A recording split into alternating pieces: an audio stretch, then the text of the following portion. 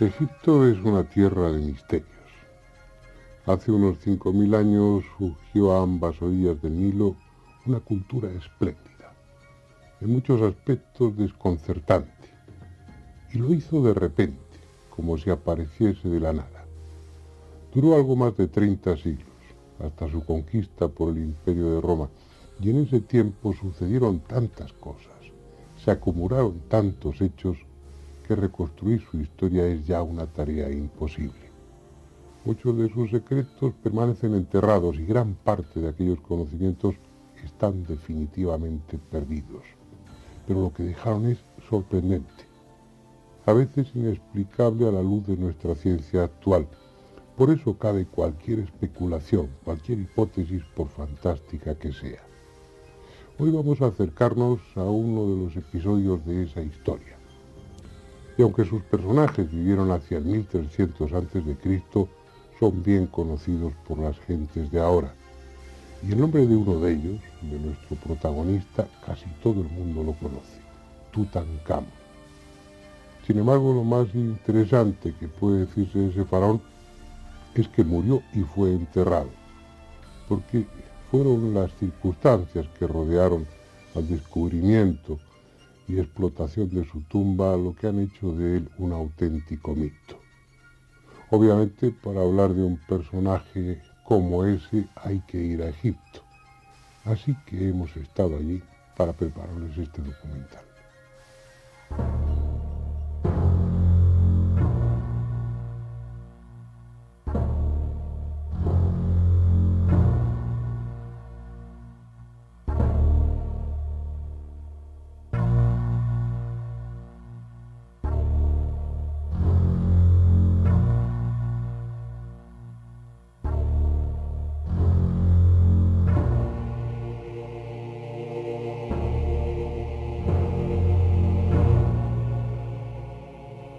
Durante mucho tiempo aquí estuvo el corazón del antiguo Egipto. Allá por el año 2200 de la era de Atotis, los primeros faraones del Imperio Medio erigieron en esta orilla del Nilo la capital de las dos tierras. Luego, durante el Imperio Nuevo, los Tutmosis, los Amenofis, los Ramsés la engrandecieron aún más con fastuosos templos y palacios.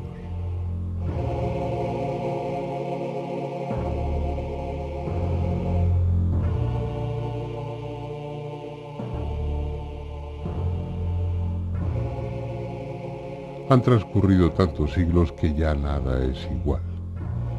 Eran otras las calles, los edificios y las gentes, pero lo poco que queda de aquella época es tan colosal, tan grandioso, que no cuesta imaginar la importancia que la ciudad tuvo en esos tiempos. Volveremos a ella, a recorrer los fastuosos templos de Luxor y Karnak, pero hoy nuestro motivo es otro, y está en la orilla opuesta del Nilo, allí donde aquellos faraones que tuvieron a Tebas por capital eligieron ser enterrados.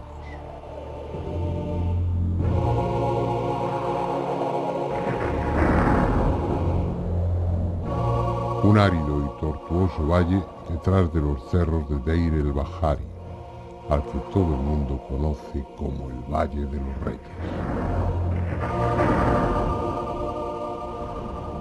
Según parece, fue Tutmosis I, el tercer faraón de la dinastía 18, quien hace unos 3500 años eligió este lugar para ser enterrado en un sepulcro subterráneo cuya entrada debía taparse después para que ningún saqueador turbase su descanso eterno.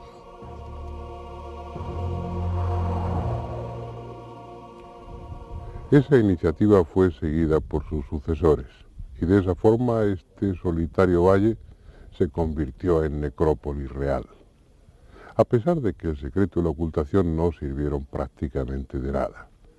Si los enterramientos quedaban ocultos, los sacerdotes, los cortesanos y los obreros eran sobornables, y a los cortejos fúnebres les pisaban los talones los saqueadores para hacerse con los tesoros que habitualmente se enterraban con el ajuar funerario. Cuando los arqueólogos iniciaron sus trabajos en este Valle de los Reyes, los sepulcros, saqueados a lo largo de los siglos, eran ya un rompecabezas. Unos habían vuelto a ser cerrados con los escasos despojos dejados por los ladrones. Otros contenían momias procedentes de enterramientos vecinos y no pocos solo conservaban un sarcófago vacío. Pretender encontrar una tumba intacta era poco menos que una utopía. Lord Carnarvon y Howard Carter lo sabían cuando tuvieron licencia para excavar en la zona en 1914, pero como tantos arqueólogos alimentaban un sueño. El suyo era hallar el sepulcro aún sin descubrir de un joven faraón de la dinastía 18 que tuvo un breve reinado, Tutankamón. Pero era un sueño que tardaría en cumplirse. La Primera Gran Guerra Mundial acababa de estallar interrumpiendo esa y otras muchas esperanzas.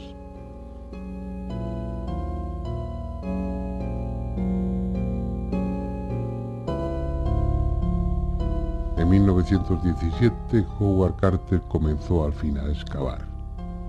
Probaba en uno y otro sitio sin resultado. Lo hacía de sol a sol. Hasta se construyó una pequeña casa a la entrada del valle para estar más cerca de su objetivo. Fueron 5 años de trabajo estéril, muchas veces a punto de abandonarlo por la reticencia de Lord Carnarvon, que veía cómo su dinero se gastaba sin alcanzar el éxito esperado.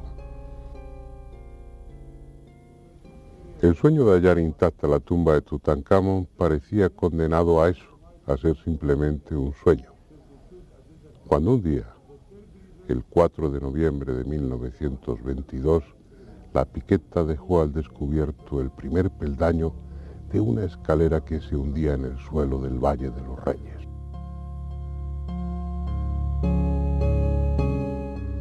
No es frecuente, pero a veces el destino colma con creces las ilusiones de algún hombre. Y eso pasó ese día con Carter y Carnarvon. La escalera conducía a través de sus 16 peldaños a la tumba de aquel faraón prácticamente desconocido. Fueron los días y semanas más intensos, más llenos de emociones que pueda haber vivido un arqueólogo. Las primeras evidencias señalaban que la tumba había sido violada poco después de sellarse, pero como se comprobó después, afortunadamente los saqueadores fueron sorprendidos a tiempo y todas las pertenencias del joven faraón enterrado, aunque revueltas y amontonadas, seguían aquí.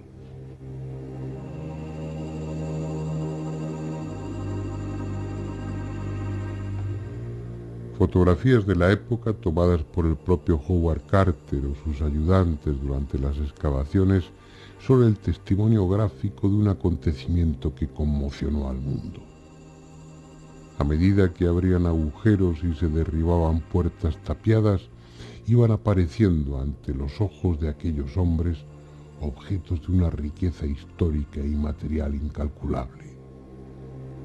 Jarros, candelabros, frascos y tarros para ungüentos y perfumes, camas, sillas, carros de guerra desmontados, bastones, armas, estatuas con todo tipo de alhajas y sobre todo, brillando a la inquisitiva luz de las linternas, oro recubriendo madera, combinándose con el marfil y el estuco, oro en estatuillas, en puñales, en collares, en pectorales, en pulseras.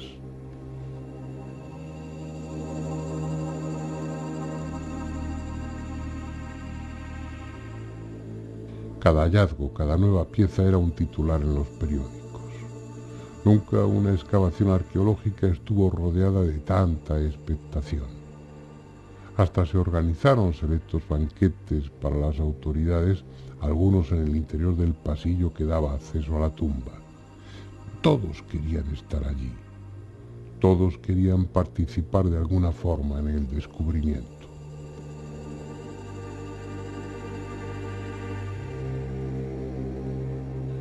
Convenientemente numerados y fotografiados, los objetos fueron después trasladados con todas las precauciones al lugar seguro, siempre ante la mirada expectante de los curiosos que a todas horas montaban guardia en torno a la tumba. Era necesario despejar la antecámara antes de abordar la siguiente y más emocionante fase: acceder a la cámara funeraria. Al fin, la antecámara quedó despejada. La puerta tapiada de acceso a la cámara funeraria, todavía flanqueada por dos guerreros de tamaño natural y con el yeso cubierto de sellos que garantizaban que aún permanecía tal como la dejaron 3200 años atrás, fue cayendo a golpes de piqueta hasta dejar ver lo que había al otro lado.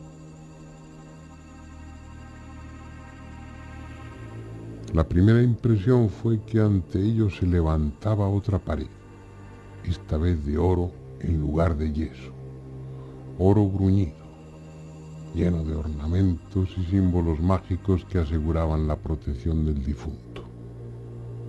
Era una gigantesca capilla dorada de casi 3 metros de altura, tan grande que ocupaba casi toda la cámara funeraria. Las puertas no tenían sello, pero al abrirlas descubrieron que dentro de esa capilla había otra, y con el sello intacto. Nadie había profanado el féretro del faraón. Pero aún había más sorpresas. Una puerta sin tapiar daba acceso a otra pequeña cámara. La luz de las linternas desvaneció las sombras y pareció dar vida a una imagen de Anubis, el dios chacal, que sobre unas andas parecía custodiar los tesoros del monarca.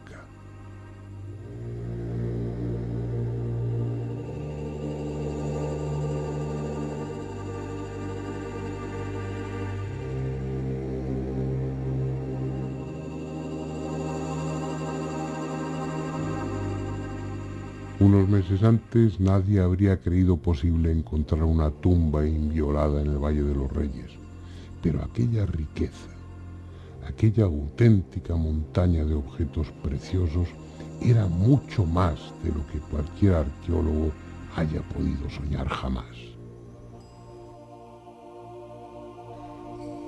Algo de lo que los visitantes del Museo del Cairo pueden hacerse una parcial idea, porque siendo mucho y extraordinario lo que en sus salas se exhibe, no todo está expuesto. You see, we have the items of Tutankhamun here in our museum. Tenemos artículos de Tutankamón aquí en nuestro museo, unas 3.000 piezas.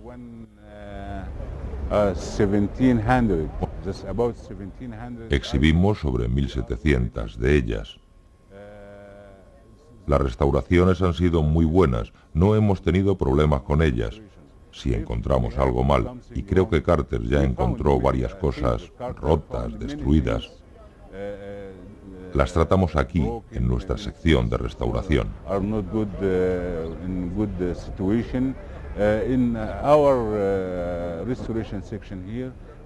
Restauramos todas las piezas, incluso textiles y ropajes, y nos aseguramos de hacerlo bien. Tenemos en nuestro almacén varias piezas del tesoro de Tutankamón que quizás necesiten una restauración y la haremos.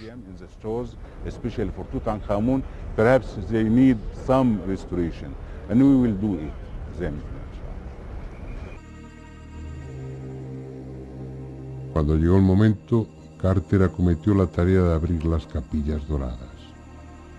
La segunda, como hemos visto, tenía el sello intacto, pero dentro de ella había otra ligeramente más pequeña y dentro de esta una cuarta capilla, la última. Todas ellas protegían un sarcófago de cuarcita amarilla en cuyas esquinas 4 diosas extendían sus alas velando el sueño del faraón.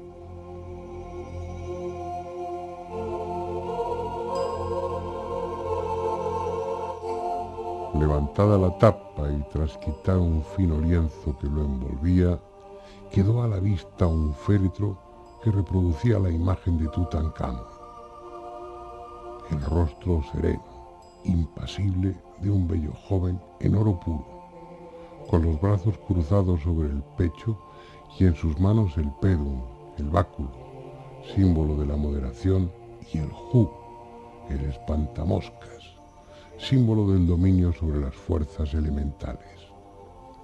Atributos de su condición real, como la cobra y el buitre sobre su frente, representando el Alto y el Bajo Egipto, ambos bajo su imperio.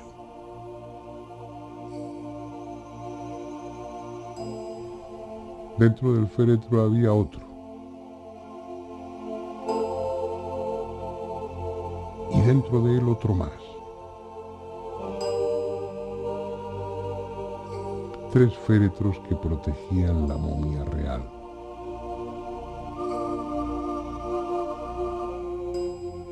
Todos ellos de una riqueza deslumbrante, cubiertos con láminas de oro e incrustaciones de piedras semipreciosas, de pasta de vidrio, de lapislázuli.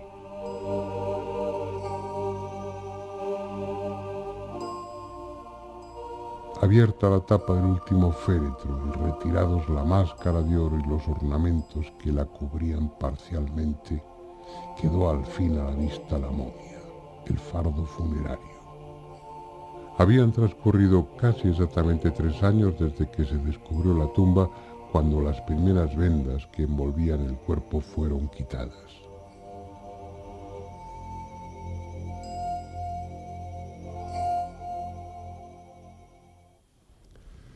Con cada tira de lienzo se iba una parte de su gloria, una fracción de su grandeza, hasta que al fin el cuerpo momificado del joven faraón, desprovisto de cualquier artificio y convertido en poco menos que un esqueleto, quedó al descubierto en toda su miseria. Sin embargo, como después veremos, aquel fúnebre despojo que 3200 años antes había sido un joven lleno de vida y de poder, guardaba un secreto histórico y, según muchos afirman, una maldición.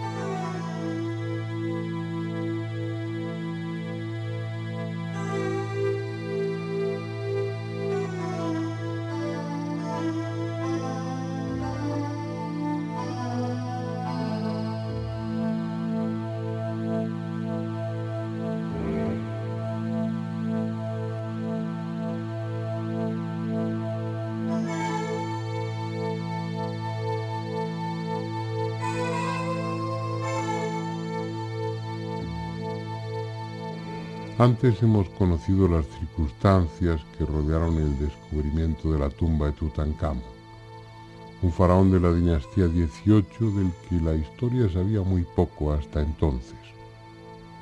Fue un acontecimiento arqueológico de extraordinaria importancia y el valor de las riquezas enterradas junto al joven monarca incalculable, lo que en sí mismo constituye un misterio. ¿Por qué tal ostentación en la tumba de alguien que tuvo un reinado muy breve, que no participó en campañas militares de interés, que no añadió nuevas tierras al imperio y que, aparte de nacer, lo único aparentemente importante que hizo fue morirse?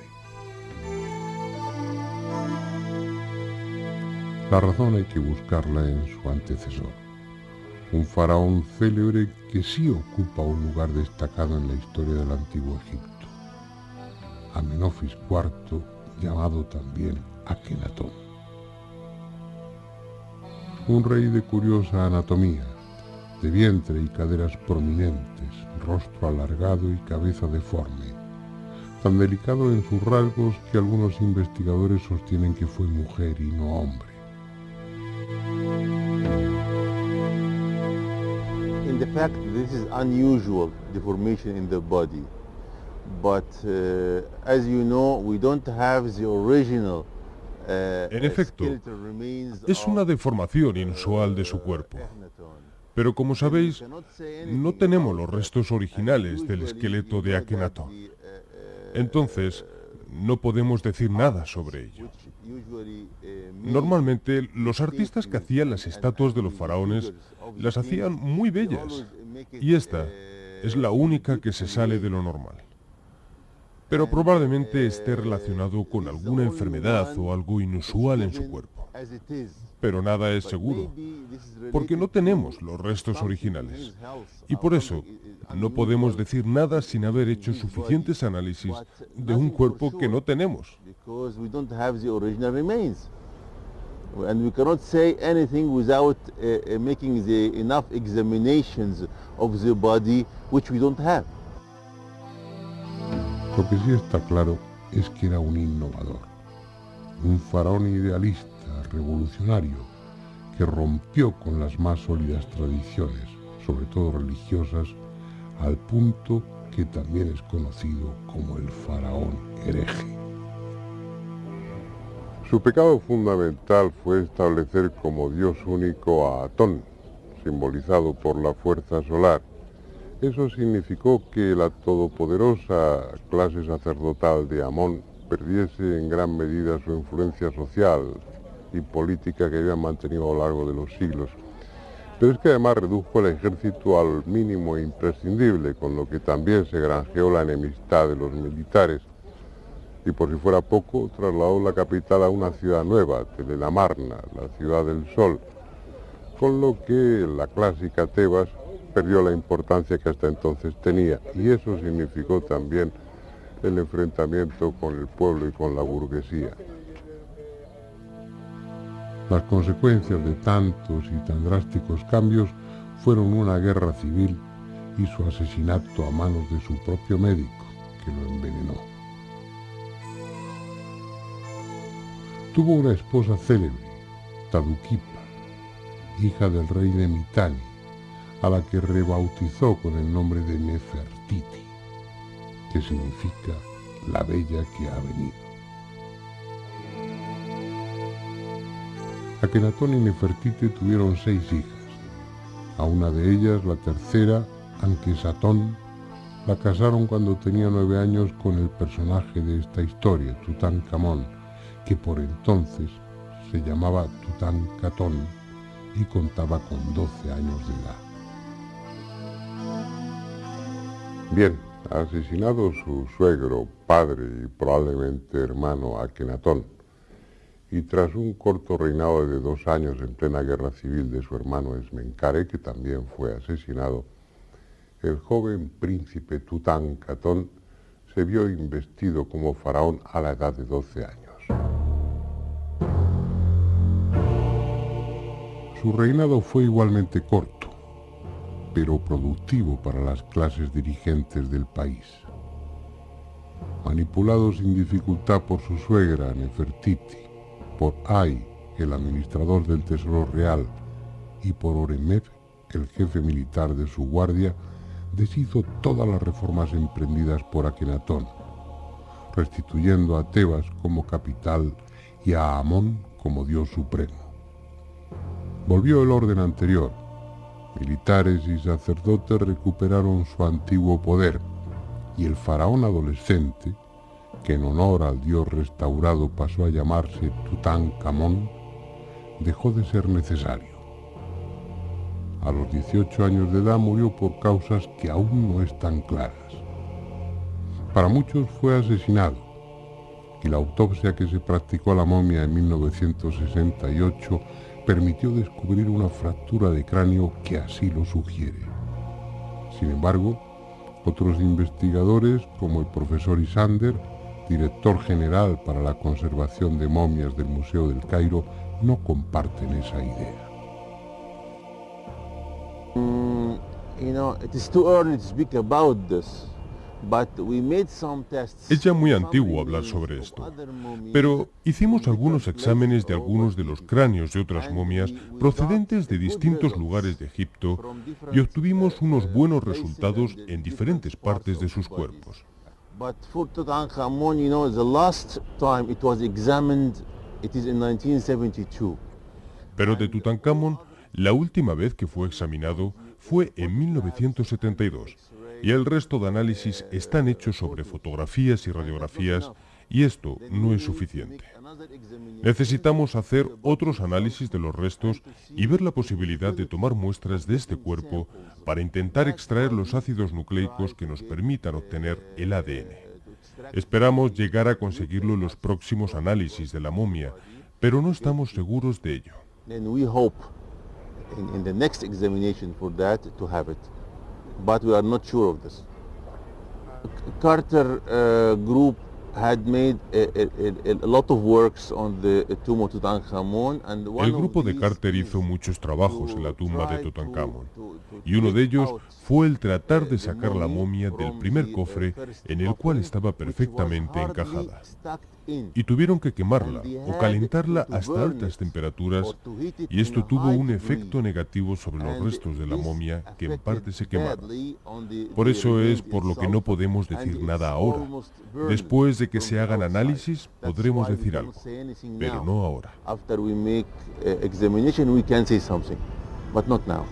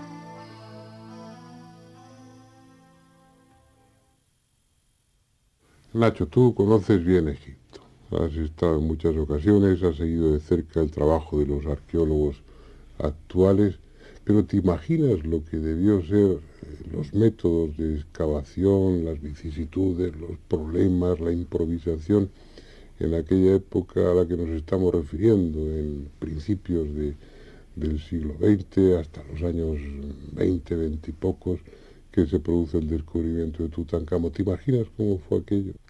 Pues yo lo veo plagado de méritos, porque imagínate, Fernando, que siempre se ha echado en cara que el trabajo de los arqueólogos que trabajaron no solamente en la tumba de Tutankamón, sino en otras excavaciones a lo largo y ancho de Egipto, que se empleaban la dinamita en sus trabajos, pues como digo, siempre se les ha echado en cara los métodos poco científicos que utilizaron en sus excavaciones.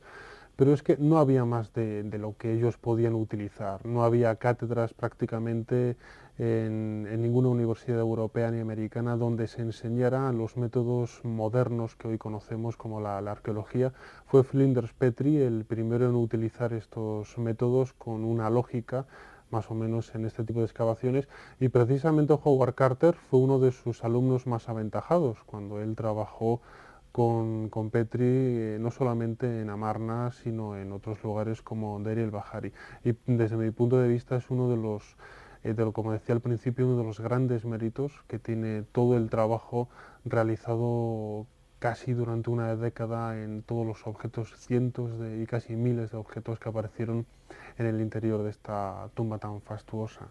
Porque da la impresión de que es muy fácil criticar esa actitud, esos métodos, bueno, discutibles ciertamente de aquellos arqueólogos, pero bueno, presupuestos debía haber muy pocos, de casos como el de Carter, con los gastos sufragados por un particular como era Lord Carnarvon. algunos museos como el Metropolitan y otros, algunas fundaciones, empezaban a dar algo de dinero, pero la impresión es que era en aquellos años había que trabajar deprisa y encontrar rápidamente algo que justificase las inversiones que otros hacían o a veces las que el arqueólogo sacaba de su propio bolsillo, ¿no? La propia relación que existía entre Lord Carnarvon y Howard Carter era una especie de historia de amor y odio, ¿no? En ocasiones se llegó a decir que se llevaron mal, que Lord Carnarvon vio con malos ojos el acercamiento que tuvo Carter con la hija de Carnarvon, Lady Evelyn Herbert, y precisamente quizás fue uno de los matices que dio importancia al descubrimiento de la tumba de Tutankamón como el punto de partida de la historia de la arqueología, como un foco inicial de trabajos en donde realmente la paciencia y el tiempo, lo que tú comentabas ahora, que quizás los mecenas o las instituciones metían un poco prisa a los excavadores para descubrir grandes hallazgos y justificar de alguna manera todo el dinero que se había invertido durante años. Piensa que Lord Carnarvon fue casi 15 años continuos dejando dinero en el Valle de los Reyes en excavaciones prácticamente nulas, apenas 2 tumbas reales y poquito más, en donde a jugar funerario había prácticamente nada. Pero quizás habría que agradecer a Howard Carter todo el tesón que tuvo en esperar, en quizás hacerle convencer a Lord Carnarvon que estaban muy cerca de un hallazgo quizás importante.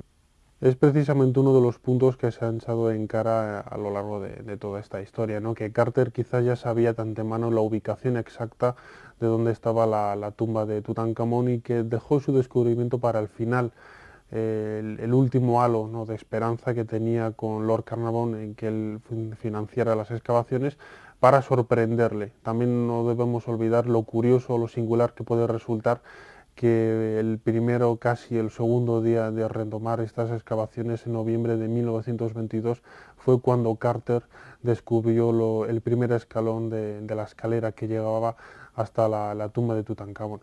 Pero no obstante, hay que pensar también en la suerte que tuvo la arqueología, la historia de la arqueología y en concreto la egiptología, en que fuera Carter y no otro quien descubriera la tumba de Tutankamón, porque siempre también se ha dicho que Theodore Davis, el americano que tuvo antes que él la licencia para excavar en el Valle de los Reyes, si hubiera sido él el que encontró la tumba de Tutankamón, prácticamente no hubiera quedado nada, porque precisamente Davis lo único que buscaba era tesoros. Carter, hay que agradecerle que también tenía dentro de sí el espíritu de la ciencia, el espíritu de la investigación y de dar a conocer al resto del mundo la historia, una de las historias más oscuras de Egipto, la época de Amarna y de Tutankamón.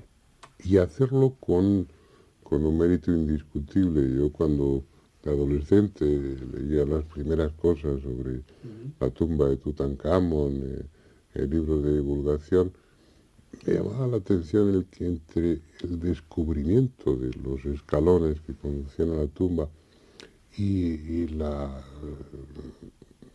abrir el último féretro para encontrarse con la momia, transcurrieron meses, un par de años, 3 años casi, ¿no? Cuando, seguro después de una búsqueda tan intensa, Howard Carter llevaba muchos años buscando la tumba de Tutankamón, la encuentras, yo me pongo en su lugar y yo creo que no habría podido resistir la tentación, habría quitado todo para llegar cuanto antes a encontrarme con aquel que era el objeto de mi obsesión, ¿no?, durante tanto tiempo. Y sin embargo él aplicó una metodología, supongo que cometería errores, pero siguió de una forma disciplinada un proceso en el que iba fotografiando, numerando, ordenando a medida que iba retirando. No había en la práctica prisa, pero por dentro debía ser una especie de angustia permanente en la que ese hombre y también Lord Carnarvon vivieron, ¿no? Muchos de los investigadores que han trabajado en la parte histórica de lo que es el descubrimiento de la tumba de Tutankamón argumentan esta paciencia y esta sangre fría encomiable realmente en Howard Carter, tirando de algunas de las cartas del propio correo personal que ha aparecido en la casa de Carter junto al Valle de los Reyes a comienzos de los años 90, en una especie de desván que había en la casa. Ahí se encontró una caja con innumerable documentación de la época, ¿no? En algunas de estas cartas se hacía referencia de una manera solapada a que tanto Carter como Carnarvon, Lady Evelyn Hebert y Callender, los cuatro, la misma noche de la apertura de la tumba, después de haber dicho la célebre frase de "ve usted algo, sí, cosas maravillosas", esa misma noche los cuatro fueron otra vez a la tumba de Tutankamón. Realizaron un agujero en la puerta que lleva hasta la cámara del sarcófago y no sabemos qué se pudieron haber llevado. Sí que conocemos a ciencia cierta que el Servicio de Antigüedades detectó en una caja de vino que tenía Carter una cabeza de madera de Tutankamón saliendo de una flor de loto, una de las estatuas más bellas que aparecieron en la tumba y que se encuentra ahora en el Museo del Cairo. Él dijo que era un objeto que apareció en el pasillo de la tumba, que se les olvidó meterlo en el catálogo general, que él lo intentaba sacar de Egipto como una pieza de poco valor, sí, pero el caso es que estaba ahí. Y es quizás una de las piezas, de los pocos objetos que pudieron haber sacado esa noche si es que realmente entraron. Se llevara o no algún objeto de la tumba de Tutankamón, creo que el trabajo de Carter, más que críticas, merece elogios, se mire por donde se mire.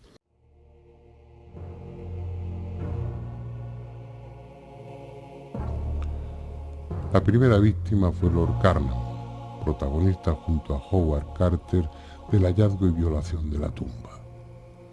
Murió el 5 de abril de 1923, durante los trabajos previos a la apertura de los sarcófagos y sin llegar a ver la momia del faraón.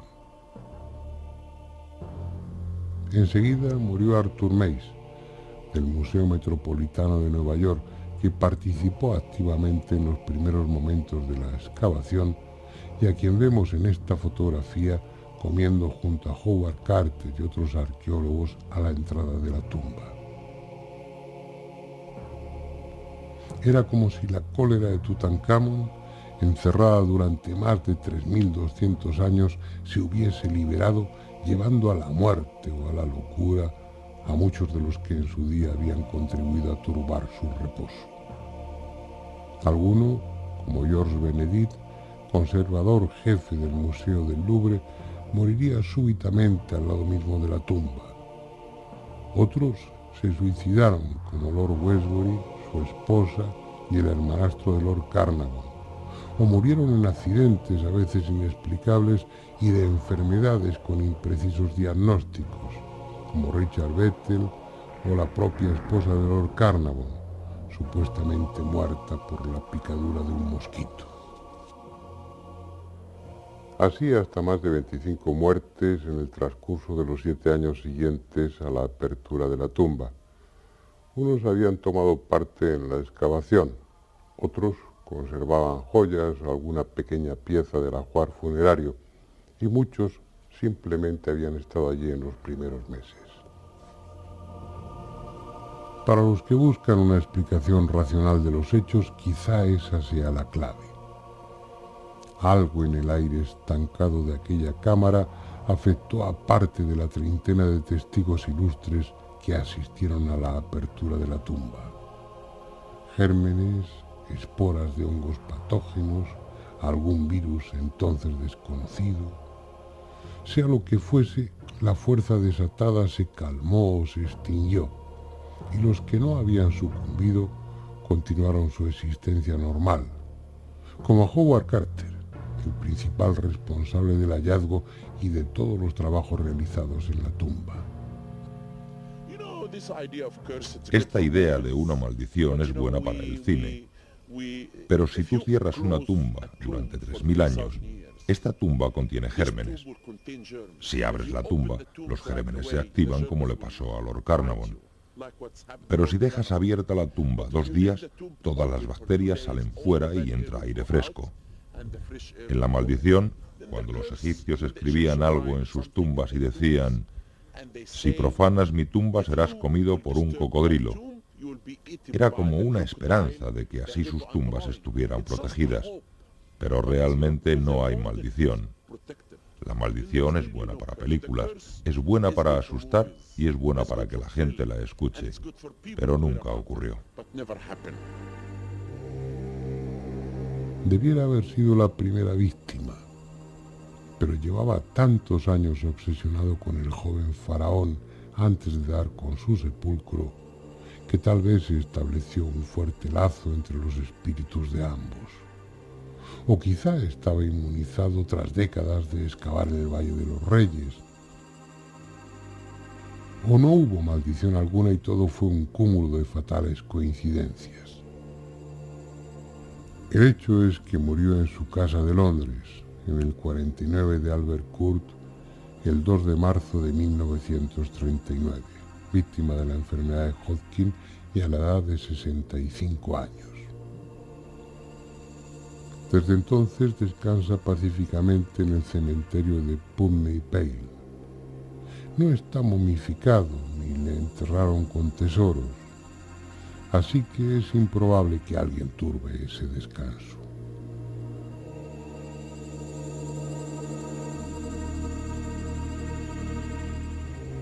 Fue un hombre de vida dura.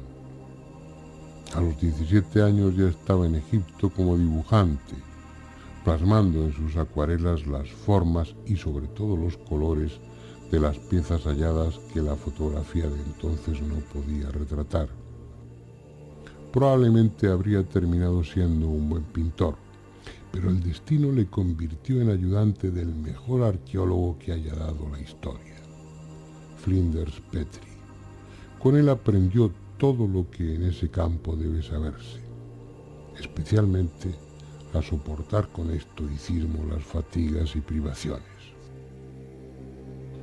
El hallazgo de la tumba de Tutankamón fue la culminación de una larga carrera, el premio merecido tras más de 30 años de trabajo constante y perseverancia. Expiró en su cama 17 años después, lo que a juicio de muchos invalida la tesis de una maldición. Pero ¿acaso sabemos bajo qué reglas se mueven esas presuntas fuerzas sobrenaturales? Para los peones que trabajaban en la excavación no hubo dudas de que algo siniestro iba a suceder cuando una serpiente cobra se comió al canario que Howard Carter se había hecho traer y del que se sentía tan orgulloso. Para ellos, esa cobra no podía ser otra cosa que el espíritu del faraón sediento de venganza. Simples supersticiones, tal vez. Pero lo cierto es que en ese momento Lord Carnarvon, el otro protagonista del hallazgo y profanación de la tumba, estaba agonizando en un hotel del Cairo, el Continental Savoy, en esta plaza, la antigua plaza de la ópera, hoy de Ibrahim Pachá, que desapareció por un incendio en 1952. Solo queda el lugar y el recuerdo de aquellos acontecimientos. Se dijo que podía ser por la picadura de un mosquito, tal vez fue por una neumonía como figura en el certificado de función, quizá una histoplasmosis, pero en realidad, aunque se ha especulado mucho, no se sabe de qué murió Lord Carnarvon. Lo que sí se sabe es que cuando estaba agonizando repitió varias veces, horrorizado, una frase extraña, una frase que decía: un pájaro me araña la cara.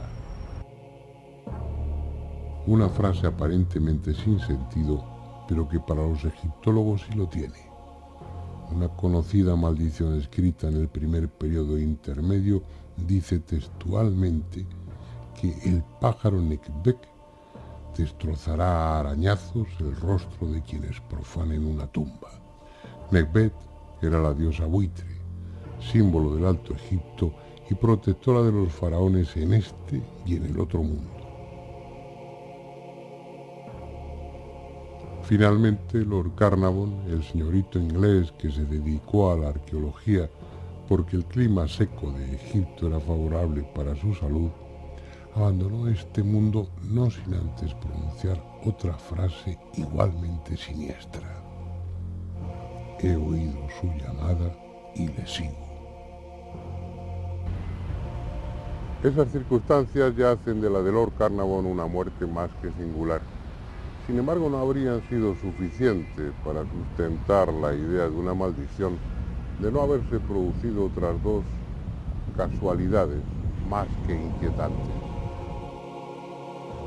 Era la 1:45 de la madrugada del 5 de abril de 1923. Tras 8 días de enfermedad, Lord Carnarvon acababa de morir. Y en ese momento, la ciudad de El Cairo se quedó a oscuras.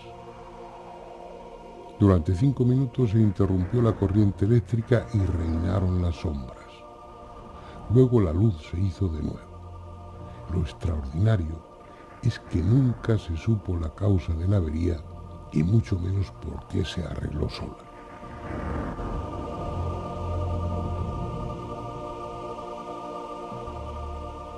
La otra casualidad es que a miles de kilómetros, en la casa solariega de los Carnarvon, en Highclere Castle, y en ese mismo momento, Susan, la perra Foster Terrier favorita del Lord, que incluso la había acompañado en algún viaje a Egipto, comenzó a aullar desesperadamente y al cabo de unos instantes cayó muerta como fulminada.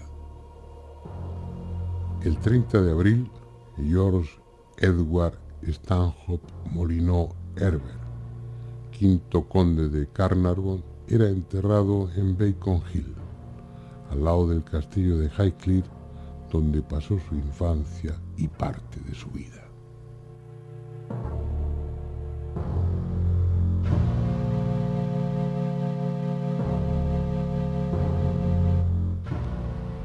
Si es cierto lo que muchos piensan, la muerte de Lord Carnarvon no fue un hecho aislado. Fue la primera de una larga lista sobre la que flotó ominosa la sombra de Tutankamón.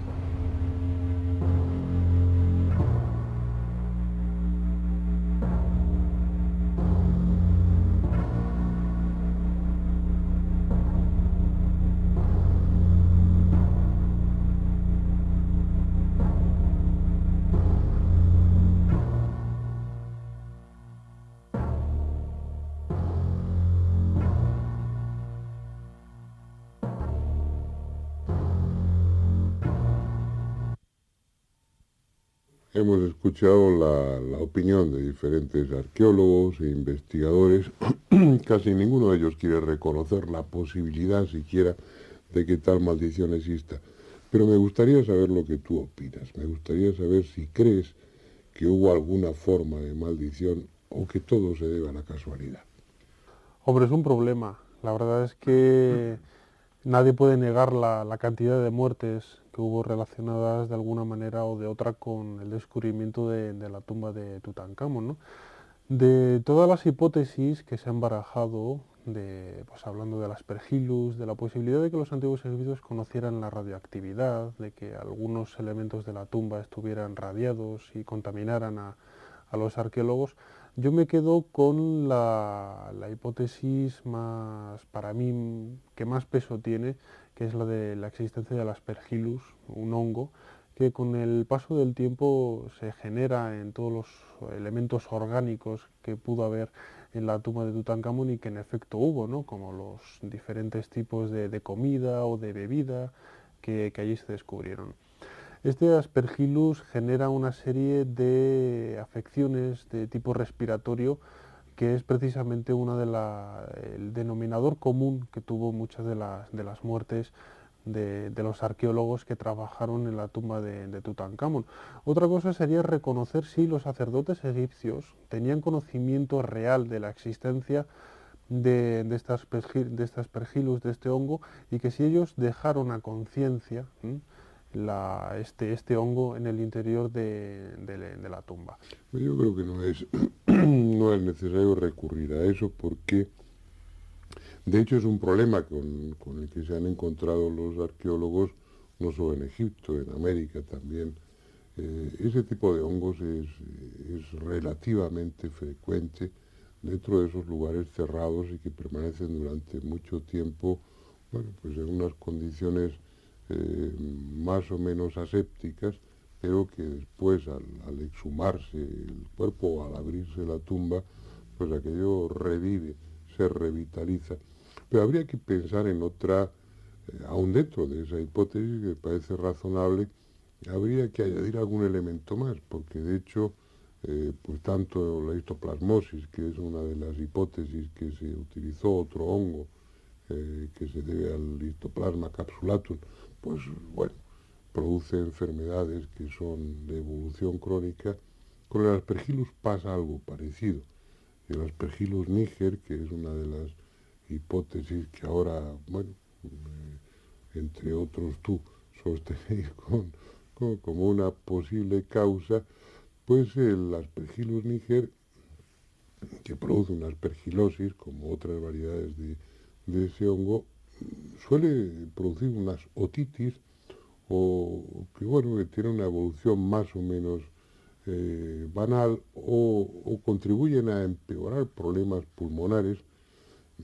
También cabe la posibilidad de que muchos de los afectados por el Aspergillus lo hubieran estado previamente por tuberculosis pulmonar, que entonces era una enfermedad bastante frecuente y frente a la que había pues poca respuesta terapéutica.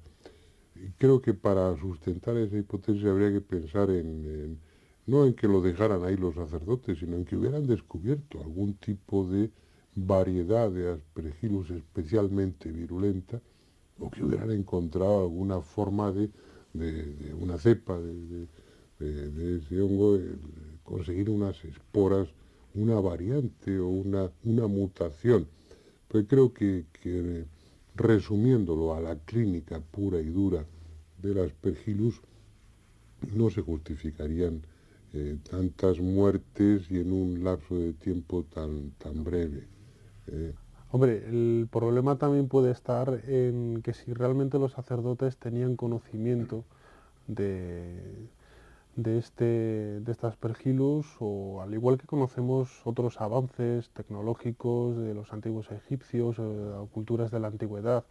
Sabemos a ciencia cierta que muchos pueblos conocían la electricidad por pilas que hemos hallado, por joyas falsificadas por electrólisis. Había toda una industria, ¿no? En Mesopotamia los métodos electrolíticos se utilizaban para falsificar joyas de otros de bronce y cubrirlas con una capa de oro, como se hace hoy en el chapado o alguna de esas técnicas que les proporcionó ingresos muy importantes a las arcas de aquellos gobiernos, ¿no?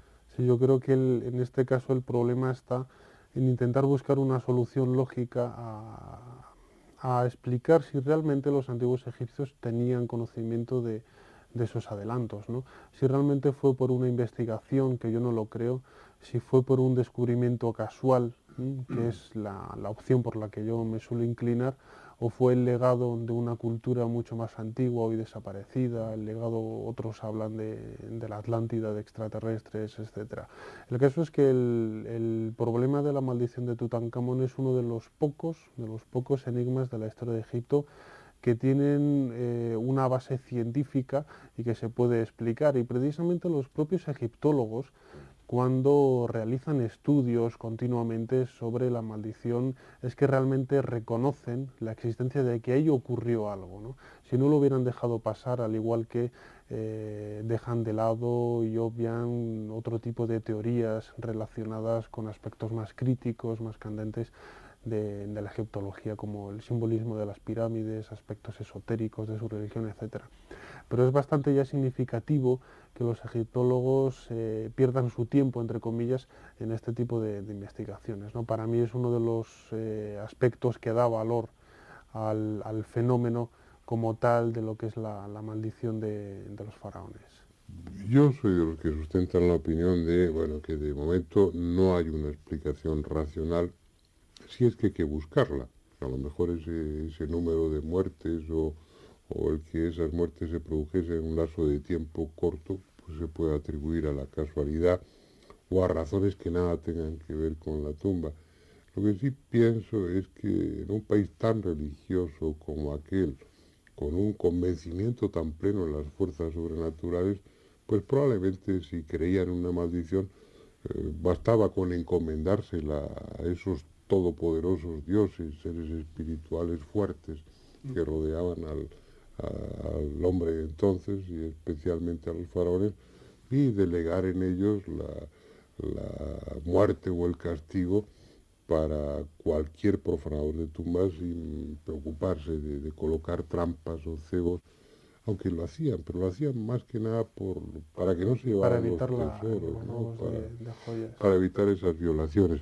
Bueno, sea lo que fuere, lo cierto es que lo que hubiese ahí se evaporó en el aire seco del Valle de los Reyes y nunca más ha vuelto a pasar nada. Son miles de turistas los que cada año visitan la tumba de Tutankamón y afortunadamente a ninguno le sucede nada más allá de lo natural o de lo que le puede suceder a cualquier otra persona. Lo que también se ha evaporado en nuestro tiempo, así que vamos a dejar el tema aquí y a dejarlo en ese terreno incierto que a nosotros tanto nos gusta, que compete a temas como este que se mueven entre lo probable y lo imposible, que se mueven entre lo convencional y lo absolutamente inverosímil. Esos temas que constituyen el argumento fundamental de un programa como este. Un programa en el que yo les espero la próxima semana. Hasta entonces.